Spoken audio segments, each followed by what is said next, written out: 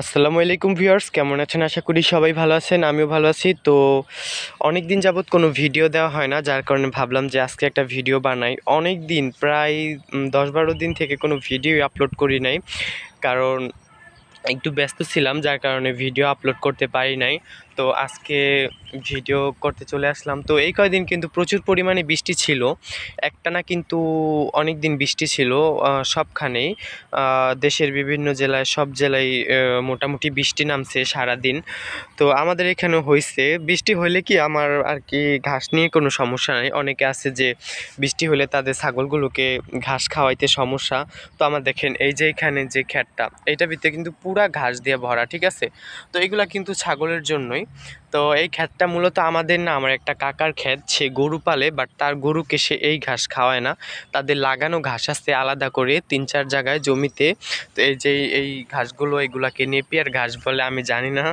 তো এই ঘাসগুলো ওই যে ওই সাইডে লাগানো আছে, তো ওইখান থেকে কাকা তার গরুকে খাওয়ায়। আর এই যে এইখানে যে ঘাসগুলো দেখা যাইতেছে, এগুলা সবই ঘাস। তো কাকা বলছে যে ছাগলকে এগুলা খাওয়ায় ফেলাইতে, তো যার কারণে ঘাসের কোনো সমস্যা নাই আমার। আর এইখানে পানি, তো পানি হইলেও কি হয়েছে, আমার এই ছাগল এই পানির ভিতরে নাইমা ঘাস খায়।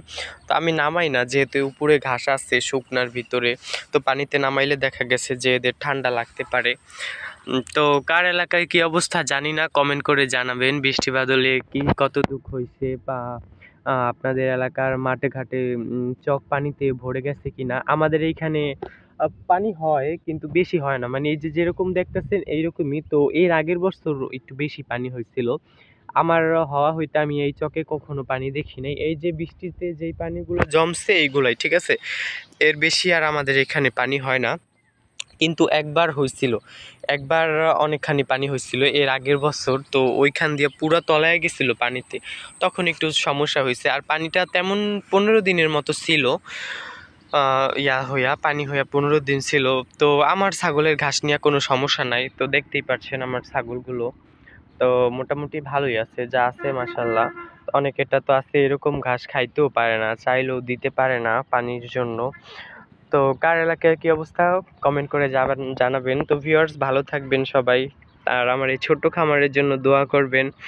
আর আরেকটা কথা, আমরা হচ্ছে নতুন আরেকটি ছাগল কিনছি। তো এই ভিডিওতে আমি ছাগলটা দেখাইতে পারলাম না, তো আমি আরেকটা ভিডিও করে ছাগলটা দেখিয়ে দেব। আর কয় টাকা নিল আমি ওইটাও বলে দেব ভিডিওর ভিতরে। তো ভালো থাকবেন সবাই, আসসালামু আলাইকুম।